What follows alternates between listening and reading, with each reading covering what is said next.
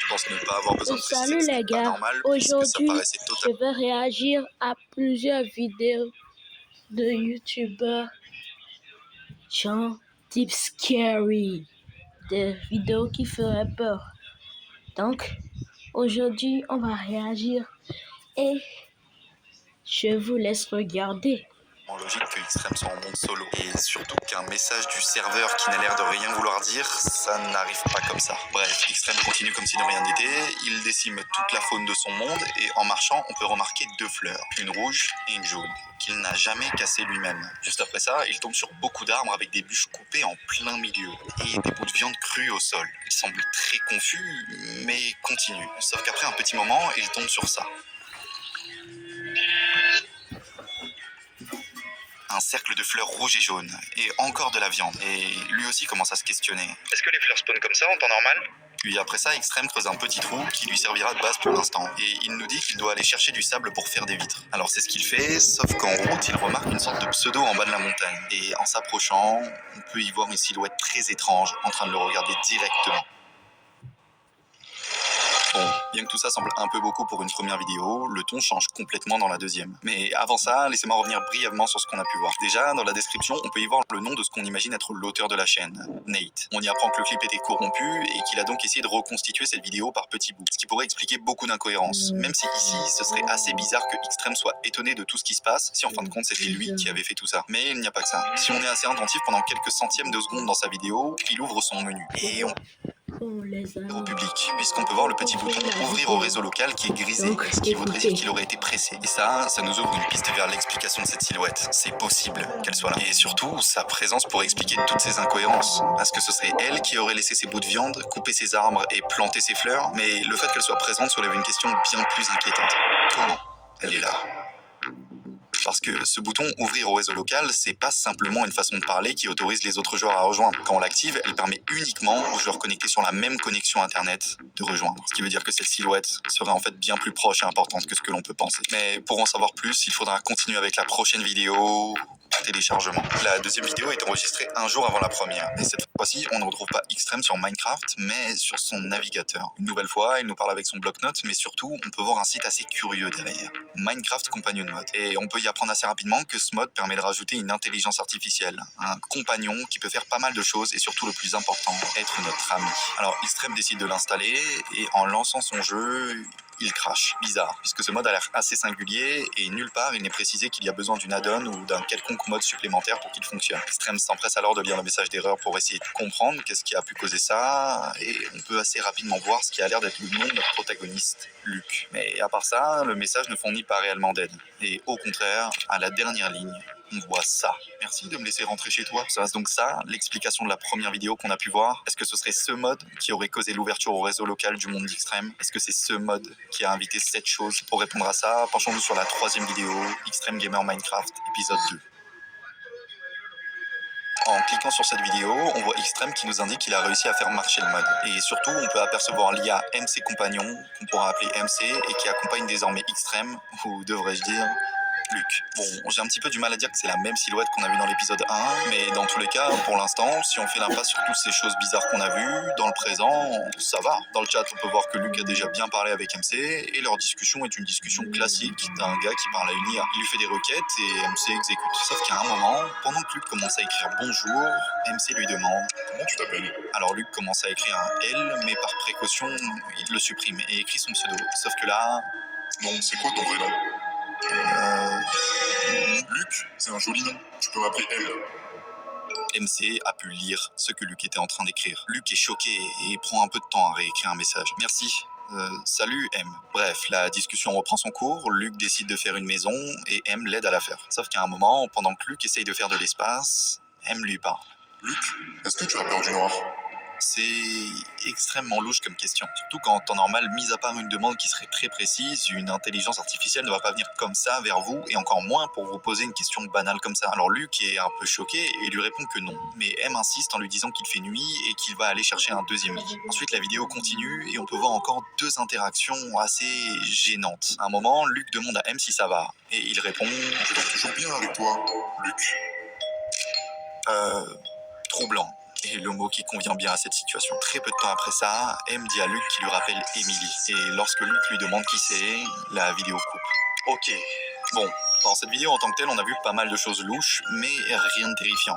Au contraire d'ailleurs, si on s'empêche de tout trouver bizarre, on peut remarquer dans le comportement de M qu'il est très protecteur. Par exemple, quand il demande à Luc s'il a peur du noir, il se précipite pour aller chercher un deuxième lit afin de passer la nuit, comme s'il ne voulait surtout pas que Luc prenne peur. Alors est-ce que c'est ça, le fond du problème? Est-ce que M n'aurait pas simplement peur de l'abandon? Mais c'est une intelligence artificielle, non? Continuons. La troisième vidéo commence tranquillement avec Luc qui nous souhaite la bienvenue et nous indique que lui et M vont aller dans le Nether pour y trouver une forteresse. Alors on y voit Luc qui se dirige vers sa maison et on remarque que la vidéo est tournée 2 jours après la précédente. En rentrant, ils passent chercher M et sortent pour rentrer dans le portail. Une fois rentré, M tue le mouton qui était rentré avec eux et au bout d'un petit moment, Luc dit à M qu'il doit aller manger. Et pour la suite, je vous laisse la scène. Je dois aller manger. Je peux attendre? Mais ma mère m'appelle. C'est ce que t'as dit hier. Désolé, je dois y aller. T'es pas revenu. Je les aime pas.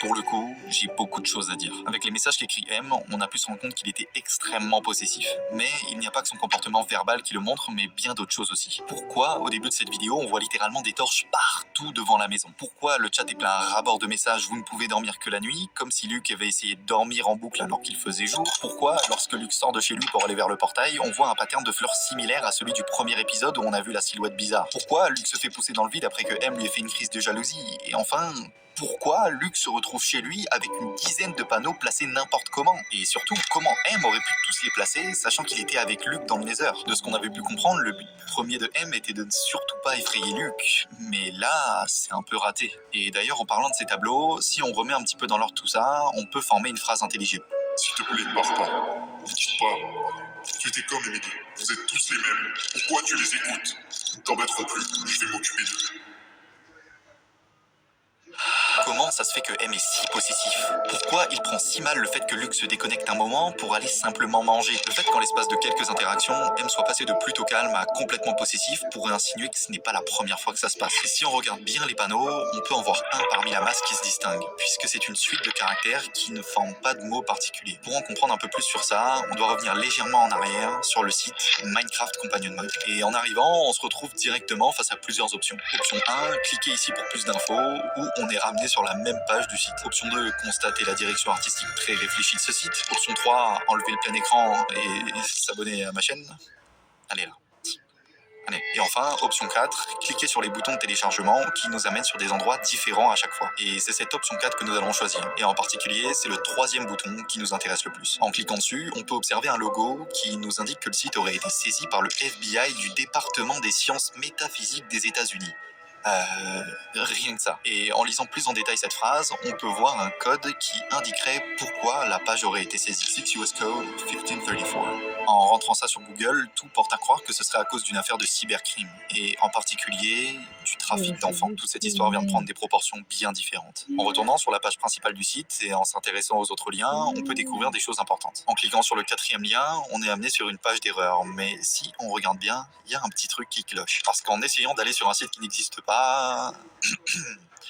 on voit bien que le message d'erreur n'est pas identique. Et c'est normal, parce que ce n'est pas un message d'erreur, mais bien une page censée en reproduire un. En comparant les deux, on peut aussi remarquer que sur celle-ci, il y a une suite de caractères qui ne veut rien dire. Du moins, à première vue. Mais pour tout vous expliquer, on va avoir besoin de retourner sur la première vidéo de la chaîne de Luc. Si on retourne à exactement 1 minute 30, on peut voir ce message qui apparaît dans le chat, et c'est un code crypté. Après avoir testé les décodeurs que je connaissais le plus, j'ai fouillé un peu et je suis tombé sur celui-là, qui teste une batterie de combinaison en changeant l'ordre des lignes du clavier. Et parmi beaucoup... une entité originaire de Yuma, en Arizona, qui aurait été découverte le 9 septembre 2011 à 16h30. Et lors de cette découverte, elle aurait été déplacée dans l'infrastructure numéro 1. Cette entité serait apparemment de classe 5, autrement dit très dangereuse et hostile. Et les scientifiques de l'organisation Archive auraient fait des trouvailles à son sujet. Elle répondrait apparemment uniquement aux composants électroniques et serait détenue chez Archive. On comprend aussi qu'ils ont prévu de faire des recherches plus approfondies et surtout, après ça, ils nous parlent d'un certain blackout. Une énorme coupure d'électricité datant d'1 mois qui aurait été expliquée par une simple faute de travail défectueux sur une ligne de transmission. Et ensuite s'ensuit une vidéo malaisante qui semble être d'innombrables rats en train de courir. Mais après tout ça, si on traduit les passages en code binaire et qu'on les rassemble, on peut former la phrase « Je ne suis pas votre animal, Je suis pas votre rat de laboratoire. Libérez-moi, libérez-moi, vous voulez juste des amis. » Ainsi que la réponse « Non, je ne le suis pas » quand l'entité est qualifiée d'hostile. Sorti de cette vidéo, je me suis rendu compte que le blackout mentionné est un événement qui est réellement arrivé en 2011, puisqu'il s'appelle le Grand Blackout de 2011. Et effectivement, on y retrouve la même cause, faute sur une ligne de transmission, et aussi la même zone qu'on peut voir dans la vidéo.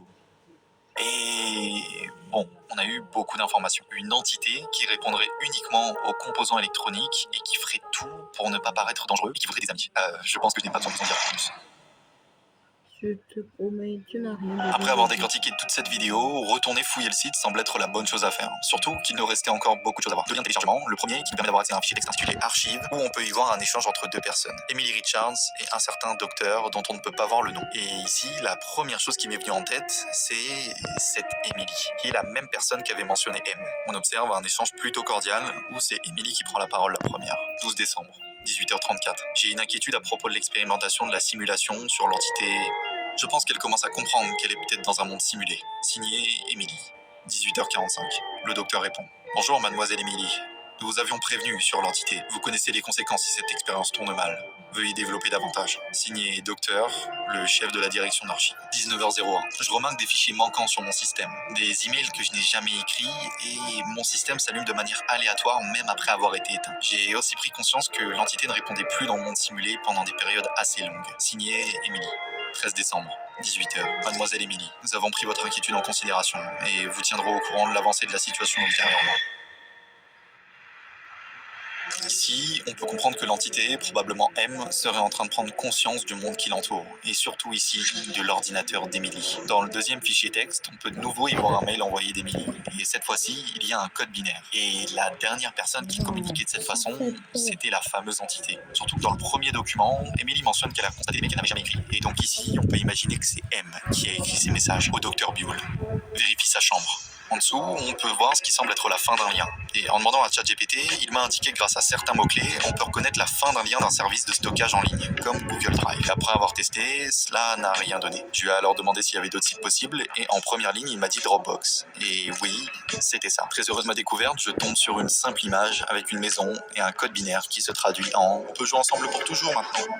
Je suis donc retourné en arrière pour regarder s'il n'y avait pas des éléments que j'avais loupés. Et effectivement, il y en avait un. Si vous vous rappelez, à la fin de la troisième vidéo de la chaîne de Luc, lorsqu'il respawn après avoir été poussé dans la lave, on peut y voir tous ces panneaux. Parmi tout ça, il y en a un que j'ai omis puisque je ne savais pas du tout ce que c'était, mais en fin de compte, avec les outils qu'on a utilisés, c'est beaucoup plus simple. Et on tombe sur la suite de la première vidéo d'archives où on y apprend beaucoup de choses intéressantes. On se retrouve sur cette vidéo, qui se passe 10 jours après la première, et on y apprend que l'entité M aurait été déplacée dans un monde simulé. Java Sim 01. Java, comme la version de Minecraft, et on peut donc imaginer que M aurait été déplacé là-bas pour qu'il puisse se développer. Et ce qui suit ensuite dans la vidéo sont des observations d'Emily. Le premier jour passé sur Minecraft, il ne faisait rien de spécial. Il se baladait simplement en observant le monde autour de lui sans se poser de questions particulières à propos de la légitimité de ce monde. Le jour 2, il a passé l'intégralité du jour à ramasser des fleurs et s'arrêter périodiquement pour nous regarder directement. Puis le jour 3, on a décidé d'introduire un joueur M.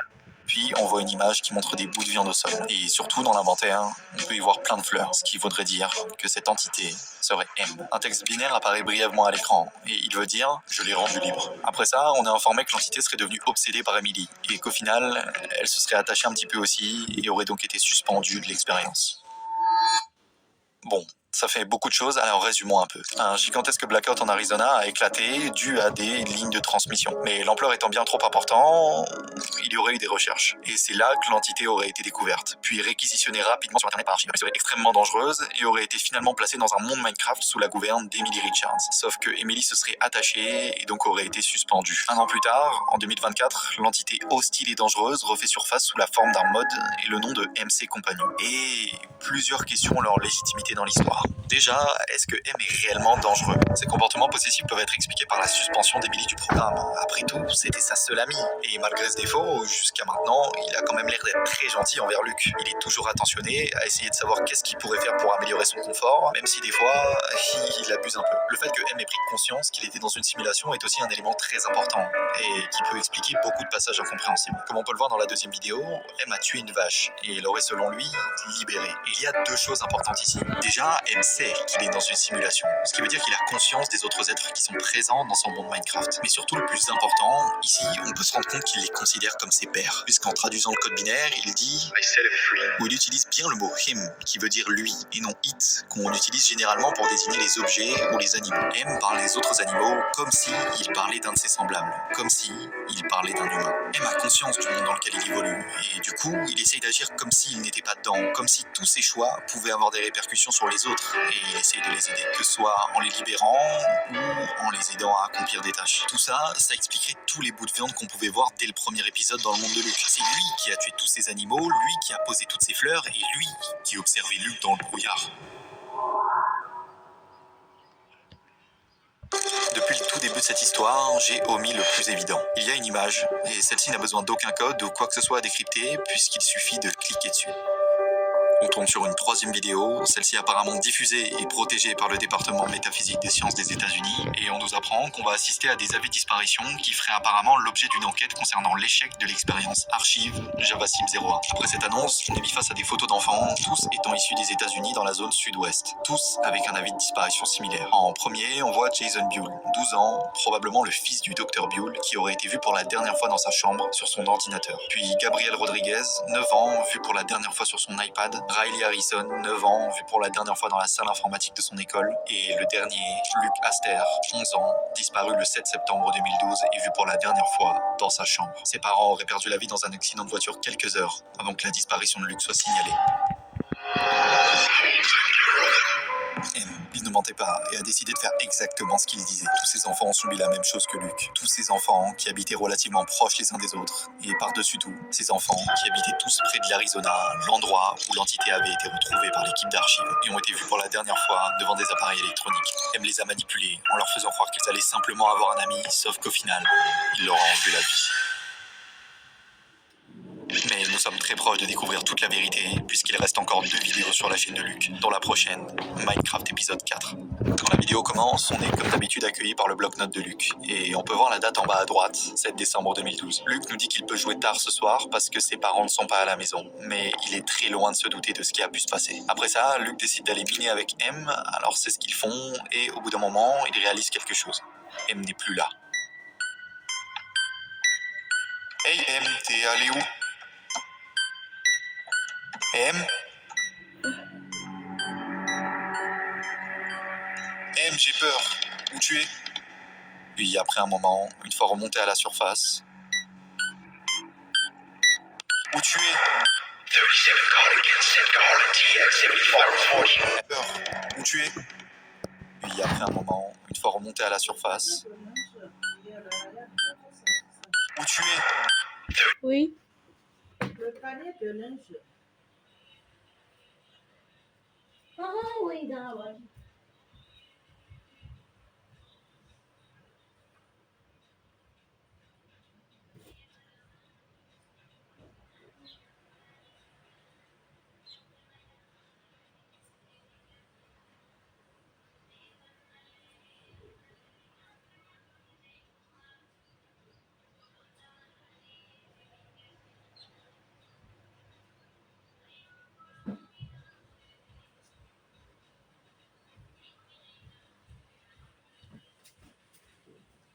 Oh, vraiment. Les gars, c'était continuer la vidéo. 7 call against St. Garland TX-7540. M est là, et prêt à faire ce qu'on redoute le plus pour avoir Luke rien qu'à lui. À tout jamais. Et pour en finir avec tout ça, regardons la dernière vidéo sur la chaîne de Luke. Image 2.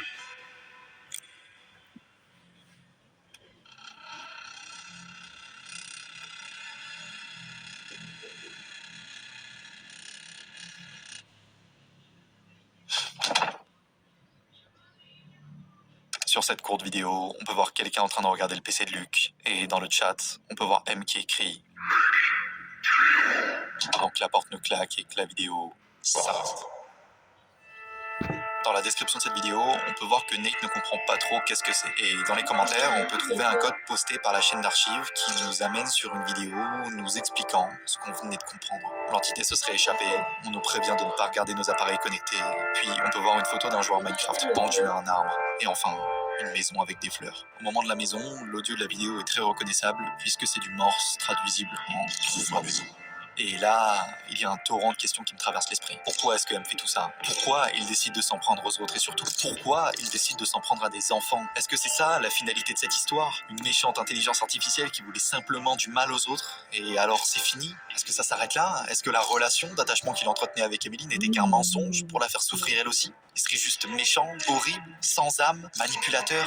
Il n'est pas vivant, c'est ça? Mais alors si c'est juste ça, pourquoi il semblait si sincère quand il essayait d'aider Luke? Pourquoi Emily se serait attachée à lui? Pourquoi il tuait systématiquement les animaux dans le but de les libérer parce qu'il les considérait comme de véritables êtres vivants? Mais alors si c'est juste ça, pourquoi il semblait si sincère quand il essayait d'aider Luke? Et pour nous assurer de tout ça, il reste une chose à faire, une chose qui nous permettra de répondre à toutes nos questions. Trouver la clé qui nous permettra d'ouvrir la dernière porte, celle de la maison de M.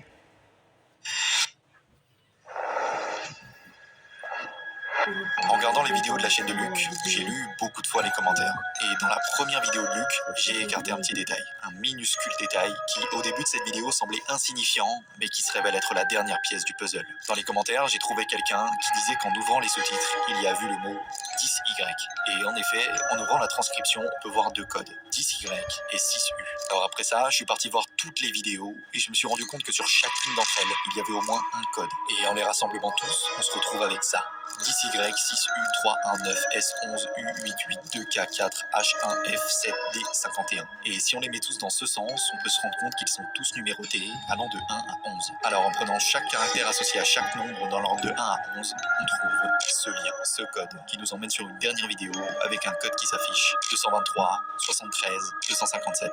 Et dans la description, on peut de nouveau y voir un lien Dropbox avec le monde Minecraft où évolue l'entité, là où avait été placé M, Java Sim 01. Et c'est après tout ça, nous allons avoir la réponse à la question la plus importante. Qui est M?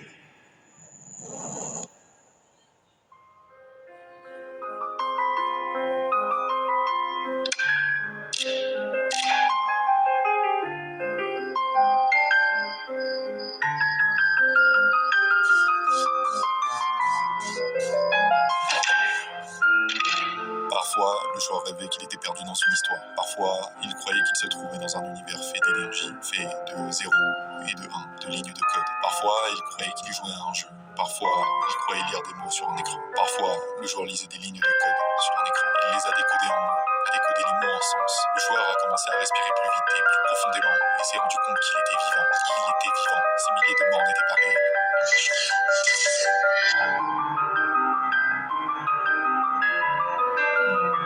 Venez-vous, bande de malheureux, la mort vous tombera dessus.